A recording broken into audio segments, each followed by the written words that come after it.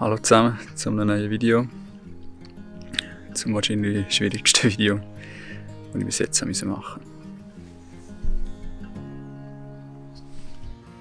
Letzte Woche war mein 29. Geburtstag und wir haben es tatsächlich geschafft.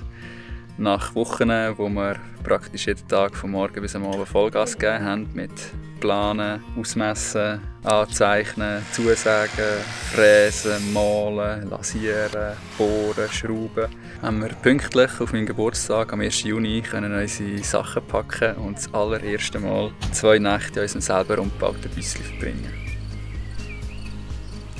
Es gibt zwar immer noch viel zu machen, wir haben beispielsweise noch kein Brünneli, keine Schubladen und Kästchen, kein Licht und müssen auch noch alles schön verkleiden. Aber das Nötigste haben wir wirklich fertig gebracht, um uns tatsächlich den Traum vom selber umgebauten Camper zu erfüllen. Es ist ein Traum, den wir schon seit unserer Australien-Reise mit einem gemieteten Campervan von über 7 Jahren in uns innen tragen. Ein Traum, der uns nicht nur viel Geld und Zeit gekostet hat, sondern auch viel Schweiß, Blut und auch nicht selten die ein oder andere Tränen, wenn wir uns wieder gefragt haben, ob wir uns nicht doch zu viel zugemutet haben. Es ist eine Sache, von solchen Sachen zu träumen, ganz eine andere, sich seine Träume wirklich zu erfüllen und sich auch seinen Ängsten und Selbstzweifeln zu stellen, die einem immer wieder aufs Neue probieren, vom Weg abzubekommen. Ganz ehrlich, wir haben aufgehört zu zählen, wie oft wir am liebsten einfach alles hingeschmissen hätten.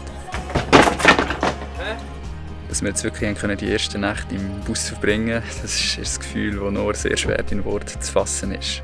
Aufregung, Abenteuerlust und das Gefühl, dass sich das alles einfach irgendwie richtig anfühlt. Im Grunde genommen pures Glück. Müssten wir seit kurzem nicht auch etwas mit uns herumtragen, was das Ganze einfach umso schwieriger macht für mich.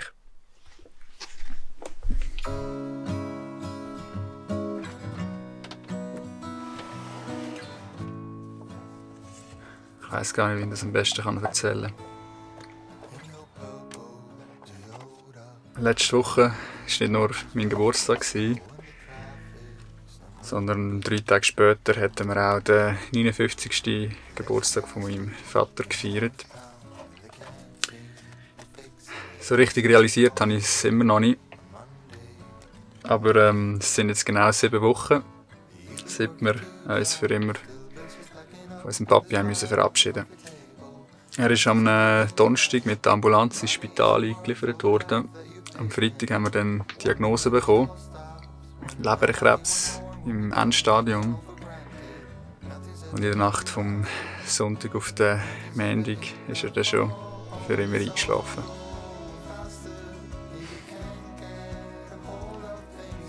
Ja, ich habe recht lange mit mir gekämpft und bis auf eine Art immer noch, weil ich einfach nicht weiss, wie es weitergehen soll.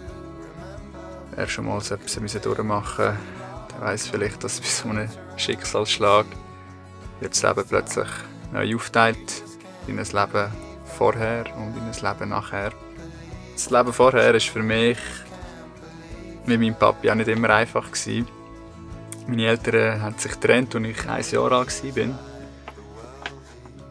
Und ich bin darum auch nicht bei meinem Papi aufgewachsen.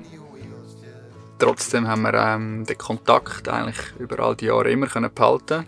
Ich sage das als Kind noch per Besuchsrecht, haben wir alle 5 Wochen ein Wochenende.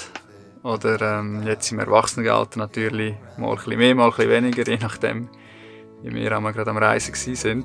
Das ist für viele von euch, die in vielleicht normalen Verhältnissen aufgewachsen sind, nicht ganz nachvollziehbar. Aber wir haben irgendwie trotzdem eine ziemlich enge Bindung gehabt.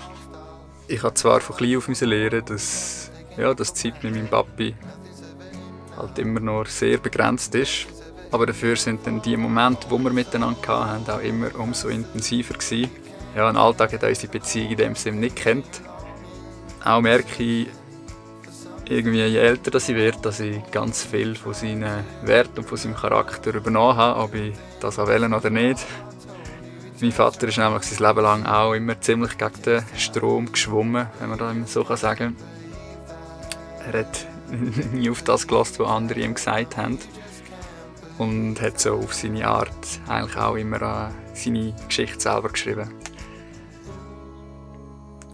Was dazu vielleicht muss gesagt sein, mein Vater hat bereits Anfangs 20 eine psychische Erkrankung diagnostiziert bekommen und hat mit der IV-Rente dann fast gezwungenermaßen immer ein bisschen am Rand von unserer Gesellschaft gelebt. Als IV-Bezüger hat er natürlich auch nicht so wie wir reisen. Er ist in seinem ganzen Leben nur ein einziges Mal geflogen. Irgendwie in den 70er, irgendwie auf Indien oder so. Trotzdem war er immer sehr, sehr viel in der Natur und hat, wenn es darauf ankam, wäre immer viel lieber unter freiem Himmel geschlafen als irgendwo in einer engen Stadtwohnung. Kurz vor seinem Tod hat er mir sogar erzählt, dass er auch mal wollte, so ein Büsschen umbauen, dass er schon eins hatte.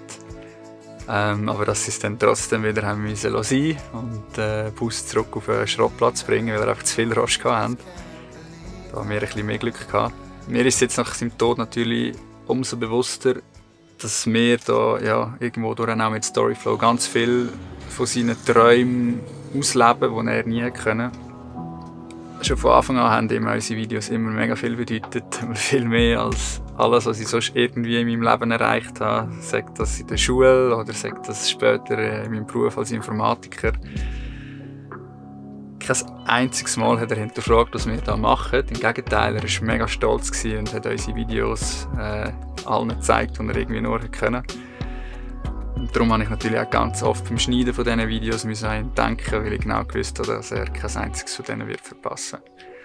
Ja, das wird jetzt also das erste Video sein, das er nicht mehr als Zuschauer miterleben kann. Ich hätte noch viel gehabt, was ich ihm mit diesen Videos zeigen wollte, Geschichten, die ich ihm erzählen wollte, Orte, die ich ihm irgendwo zu ihm in die Schweiz bringen, wenn er schon selber nicht reisen kann. Dass das jetzt auf diese Art nicht mehr möglich sein wird, das ist extrem schmerzhaft. Aber ich weiss auch genau, dass er dort, wo er jetzt ist, noch viel besser kann auf uns aufpassen und irgendwie immer wieder dabei sein mit uns.